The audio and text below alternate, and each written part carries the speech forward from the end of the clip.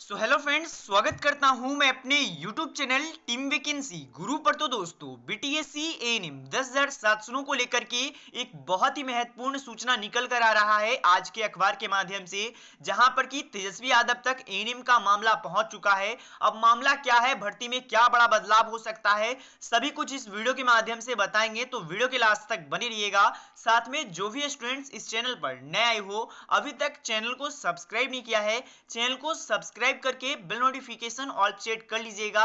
अब चलिए दोस्तों, जानकारी के ऊपर चलते हैं और डिटेल्स में आप लोगों को पूरी जानकारी बताते हैं।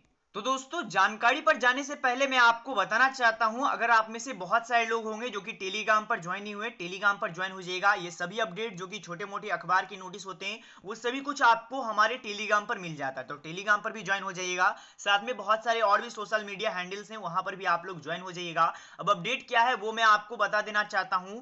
एएनएम को अस्थायी करने में उठाई गई है एक बड़ी मांग। क्या है मांग? सबसे पहले भारतीय लोकमंच पार्टी, यानी कि एक पार्टी है, लगातार ये पार्टी संविदा एएनएम के पक्ष में है। मैं आपको लगातार इसके रिगार्डिंग में अपडेट देता आ रहा हूं।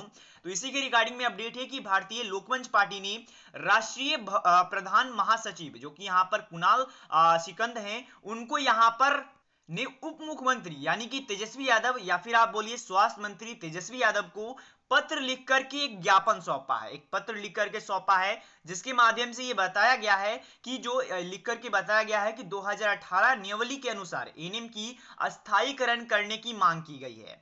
यानी कि एकदम जायज है कि यहां पर जो हमारी संविदा एएनएम कई सारी जो कि 2015 से परमानेंट नहीं हुए, कई 5 साल से यहां पर काम कर रहे हैं, उन्हीं का यहां पर बात है। अब क्या अपडेट है वो समझिएगा ध्यान से, उसके बाद का आगे का अपडेट मैं बताऊंगा। तो उन्हीं के द्वारा यह बताया गया है कि यहां पर जो अस्थायीकरण है वो 2018 के नियमावली के अनुसार उसके बारे में यहां पर मांग उठाई गई है। उन्होंने उप मुख्यमंत्री यानी कि आप कह सकते हो तेजस्वी यादव को आग्रह किया है कि 2015 में एएनएम की बहाली हुई थी। सरकार द्वारा 2018 में नियमावली बनाई गई थी, जिसमें कि एएनएम का काउंसलिंग करके अस्थायी किया जाना था। अब यहां पर एएनएम का काउंसलिंग करके अस्थायी किया जाना था, लेकिन सरकार के बदली यहां पर 2018 को रद्द कर दी गई। मतलब कि आपको पता होगा 2023 का नियमावली लागू हुआ, जो कि 10,709 भर्ती में, और उसी का बात किया गया है कि 2018 का नियमावली रद्द कर दिया गया। अब इससे क्या हुआ कि 2023 नियमावली बनाई गई, जिसमें कि 10,000 से ऊपर एएनएम को यहां पर परीक्षा देने की कही जा रही है। मतलब कि यहां पर 10,000 एएनएम की जो भर्ती है, उसमें करीबन 60 से 70,000 लोगों ने आवेदन किया है, उन सभी को परीक्षा देने की बात की जा रही है।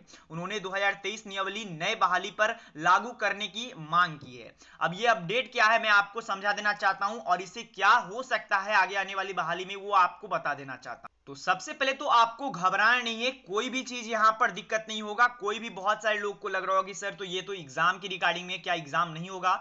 तो देखिए, समझिएगा बात को, उसके बाद आगे का जानकारी बताऊंगा। सबसे पहले इनमें भी अगर आप एक चीज देखिएगा तो आपको देखने को मिलेगा कि 2015 में बहाली हुई थी, लेकिन उसमें क्या हुआ कि यहां पर आप कह सकते हो 2015 की बहाली में बहुत सारे लोग जो कि यहां पर कार्यरत भी थे, बहाली एक बार रद्द भी हुई है, लेकिन जो काफी समय से लंबे से कार्यरत थे, मेरा ये कहना है, और सरकार को भी हो सकता है कि हो सकता है आगे आने वाले समय में बदलाव हो, लेकिन वो बदलाव जो संविदा कई सालों से, अगर 3 साल से ऊपर से काम कर रहे हैं, उनको ये नियम देखने को मिलेगा। यानी कि उनको यहां पर काउंसलिंग के आधार पर के कर दिया जाएगा, और जो यहां पर फ्रेशर कैंडिडेट्स हैं, जो फ्रेशर कैंडिडेट्स हैं जिनके पास कोई भी एक्सपीरियंस नहीं है, उन लोगों का एग्जाम 110% होगा। और एग्जाम अभी के लिए तो सभी के लिए होगा, और आपको पता होगा 5 जनवरी से एग्जाम भी शुरू हो रहा है, तो आपको तैयारी में जुट जाना है। अभी ऐसा बहुत सारे अपडेट्स आएंगे, वो आपको देखना है, समझना है। बाकी ज्यादातर चांस, और 110% चांस ये है, एकदम निश्चित हो जाइए कि एग्जाम ही होगा।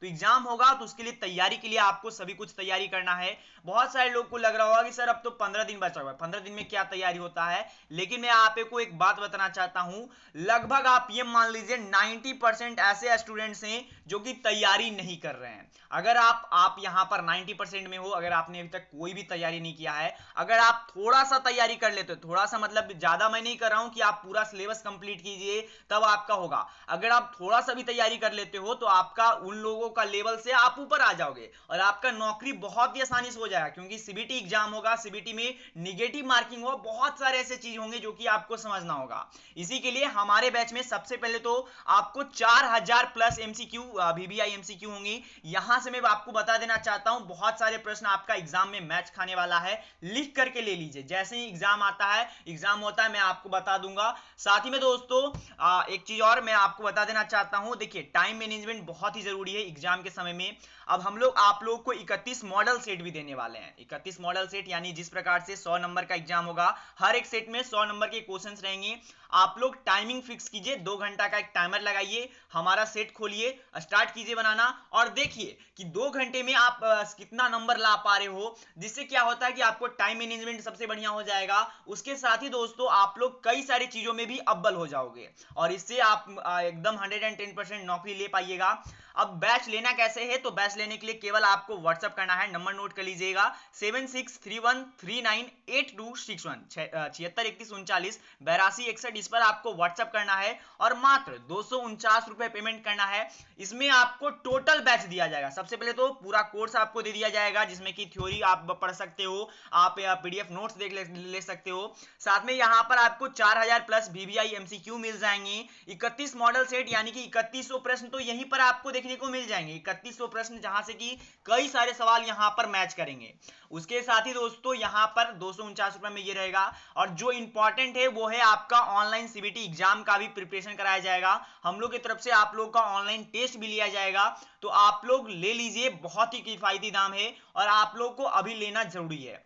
तो यही जानकारी आपको बताना था जो कि अभी अखबारों के माध्यम से अपडेट आ रहा है। जो भी संविदा वाले बहनें और काफी समय से काम कर रही हैं सरकार के माध्यम से, उनके लिए तो ये आप कह सकते हो जो नया नियमावली है उसके लिए उनके लिए ठीक नहीं है। लेकिन जो पुराने कैंडिडेट जो नए हैं, फ्रेशर हैं, जिनके पास 1 साल का ही मात्र एक्सपीरियंस है, तो आप लोगों को तो तैयारी में 100% जुटना चाहिए। बाकी यही अपडेट मैं बताना चाह रहा था, जो अखबार के माध्यम से है वो भी बताया, साथ में जो मेरा ओपिनियन है सभी कुछ बताया।